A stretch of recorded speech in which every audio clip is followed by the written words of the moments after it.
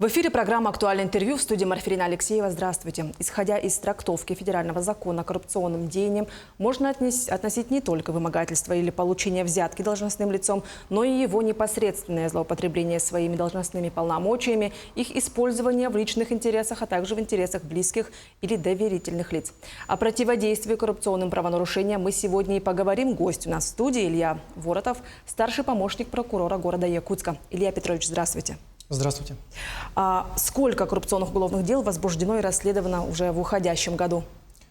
Приведу данные на 1 декабря за 11 месяцев 2024 года. 36 уголовных дел возбуждено, расследовано 30 уголовных дел. Часть уголовных дел, которые были возбуждены в текущем году, еще остаются нерасследованными, работа по ним продолжается. Часть тех уголовных дел, которые были возбуждены в прошлые годы, расследовано в текущем году. Процесс этот непрерывный в силу того, что преступления выявляются ежемесячно. Иногда уголовные дела возбуждаются волнообразно. Допустим, когда выявляются систематические и массовые какие-то факты. В текущем году подавляющее большинство дел, 33 уголовных дела, возбуждены и расследуются следователями Следственного комитета. 2 уголовных дела следователями МВД и 1 уголовное дело дознавателями МВД России. Приведенные мной показатели – это только по территории города Якутска. Некоторые коррупционные преступления также совершаются на территории города Якутска, но в силу общественного резонанса либо повышенного внимания общественности к этому уголовному делу оно расследуется сразу следователем Следственного управления Следственного комитета России по Республике Саха-Якутия, либо аналогичного уровня следователем МВД. И надзор за этим уголовным делом осуществляет не прокуратура города Якутска, а прокуратура республики уже. Какие преступления чаще всего совершаются и какое наказание предусмотрено? Чаще всего, конечно, совершаются преступления, предусмотренные статьями 290 и 291 Уголовного кодекса Российской Федерации. Это получение взятки и, соответственно, дача взятки. Как правило, количество этих преступлений корреспондирует друг другу, потому что без получения взятки нет дачи и наоборот. Иногда возникает разница между показателями по числу этих уголовных дел.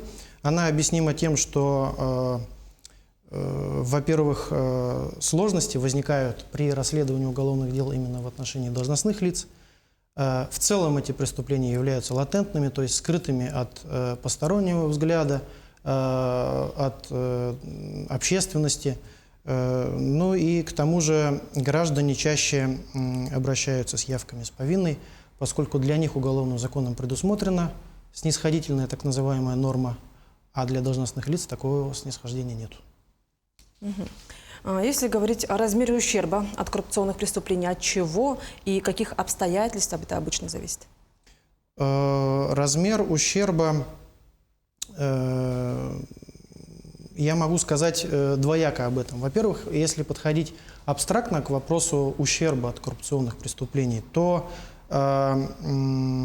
он многообразен. То есть это начиная с того, что страдает авторитет органов государственной власти, органов местного самоуправления, правоохранительных органов.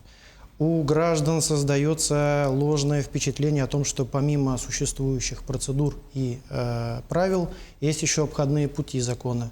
То есть за подкуп можно решить свой вопрос, в том числе за незаконные заведомо действия. Мы все ходим по дорогам, а на дорогах за взятку может появиться водитель, у которого нет законно сданного экзамена на право управления транспортным средством. А между прочим, по дорогам передвигаются дети и представители старшего поколения, которые оперативно отреагировать на нарушение ПДД со стороны вот таких водителей не смогут, в результате чего может произойти ДТП, к сожалению, со смертельным исходом. В коммерческих организациях работники низшего, среднего звена могут наблюдать, как топ-менеджеры незаконно обогащаются, и тем самым они могут терять мотивацию к своему производительному труду, работать сложа руки условно. врачи, с которыми мы сталкиваемся каждый день, за взятку они могут получить диплом, и, соответственно, каково качество лечения будет в данном случае, ну, разговаривать не приходится. То есть с последствиями коррупции обычный рядовой гражданин, он может столкнуться и ежедневно, и ежечасно. А если говорить о том ущербе, который фигурирует и зафиксирован в процессуальных документах, которые видит сторона обвинения, сторона защиты, суд, то, значит, его сумма составляет чуть более 1 миллиона 200 тысяч рублей на текущий день. Это по уголовным делам, которые расследованы именно, направлены в суд, либо прекращены, например, за давностью. А выявлено в течение текущего года за 11 месяцев ущерба на сумму более 800 тысяч рублей. Под ущербом в данном случае следует понимать не только тот ущерб, когда убытки причинены, да, государству, органу местного самоуправления, но и также понимается взятка. То есть сумма взятки, она по действующему законодательству должна быть взыскана в доход государства, поскольку любая взятка, которая дается гражданинам, должностному лицу, это сделка, которая противоречит основам правопорядка. Ну, самый большой размер взятки был зафиксирован в 2022 году, и только сейчас это дело расследовано. 483 100 рублей. Эта взятка была за то, что должностное лицо сообщало сведения о предстоящих рейдовых мероприятиях, вот когда существовали антиковидные ограничения. Развлекательные заведения определенной площади, определенной наполняемости должны были предпринимать в те года исключительные и очень трудоемкие по организационной составляющей мероприятия антиковидные. И чтобы в результате рейдового мероприятия не было, условно говоря, накрыто такое заведение, предприниматель нашел такое должностное лицо, и, в общем-то, они договорились о неком абонементе, в кавычках. Эта сумма не единоразово передавалась, а за информацию о предстоящих рейдах. В результате чего заведения именно этого предпринимателя не подвергались каким-то проверкам, административные правонарушения не выявлялись. А ведутся ли какие-то профилактические мероприятия, меры, и к чему это приводит, если, допустим, по статистике за предыдущие годы? Профилактические мероприятия ведутся действительно по закону о противодействии коррупции. Каждая организация, вне зависимости от ее организационно-правовой формы, будь то школа муниципальная, государственное бюджетное учреждение, например, республиканская какая-нибудь больница, детский сад частный, муниципальный, вне зависимости от формы организационно-правовой. Частные организации коммерческие обязаны предпринимать меры по профилактике коррупции. Они могут быть самыми разными, и направлены они должны быть на то, чтобы у граждан, работников данных организаций, либо у посетителей, клиентов не возникало возможности либо желания каким-либо образом совершить коррупционное правонарушение, подкупить кого-либо, решить свой вопрос за рамками правового поля. Но и эти меры, они предпринимаются в большинстве случаев, но не всеми и не всегда. Поэтому предпринимается определенный комплекс мер прокурорского реагирования, направленный на то, чтобы все-таки охватить как можно большее число организаций такими профилактическими мерами. Эти меры эффект свой дают, поскольку взрывного характера коррупционной преступности мы не наблюдаем уже на протяжении последних нескольких лет. Какие особенности привлечения к уголовной ответственности лиц, добровольно сообщивших о преступлении, если таковые есть? Разделим тех лиц, которые могут совершить преступления коррупционные, на две категории. Первое – это должностные лица. Как правило, они добровольно о совершенных преступлениях не сообщают, а если такие факты и имеют место быть, каких-либо поблажек, как я уже ранее сказал, к ним за такое сообщение в виде освобождения от уголовной ответственности не предусмотрено. Явка с повинной, активное способствование раскрытию и расследованию преступления со стороны должностного лица будет учтено при назначении ему наказания за соответствующее коррупционное преступление.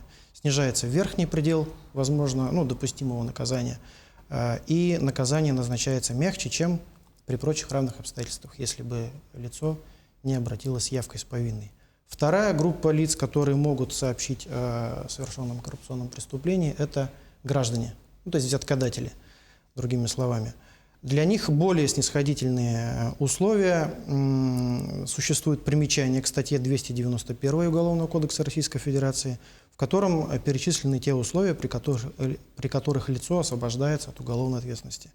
Это активное способствование раскрытию либо расследованию преступления, затем, если имел место факт вымогательства взятки со стороны должностного лица, либо если лицо добровольно после совершения данного преступления обратилось в правоохранительные органы с сообщением о таком совершенном преступлении.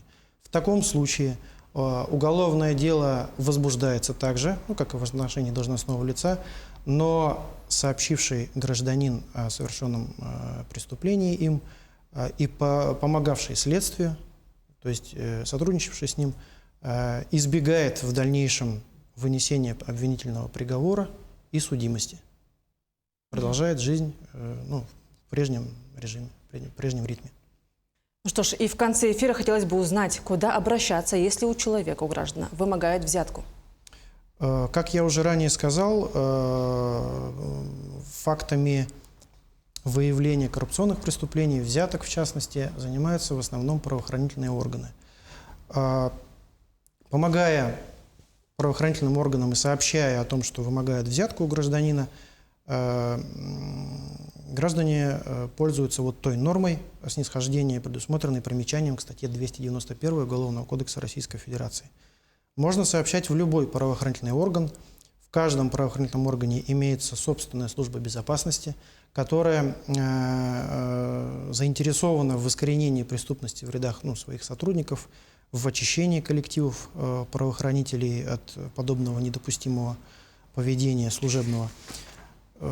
Если у гражданина по каким-то причинам не возникает желания обращаться в службу собственной безопасности, либо это преступление вообще не связано с правоохранительной деятельностью, можно обращаться в обычном порядке в правоохранительные органы. Это и органы внутренних дел, органы безопасности, органы Следственного комитета, органы прокуратуры Российской Федерации. В том случае, если сообщение идет на личном приеме, гражданину в устном порядке может быть разъяснено, куда он должен обратиться, если это не входит в компетенцию этого органа, куда он пришел. Если гражданин письменно обращался, и в компетенцию того органа, в который он обратился, разрешение этого вопроса не входит, в письменном порядке ему будет сообщено о том, что его обращение передано по принадлежности в другой орган, который этим должен заниматься. И также существует в связи с развитием информационно-телекоммуникационных технологий, на сайтах есть формы для обращений, в том числе как анонимных, так и неанонимных. И на интернет-сайтах можно узнать телефон доверия, куда можно обратиться. Илья Петрович, спасибо за очень полезную информацию. В эфире была программа «Актуальное интервью». До встречи в эфире.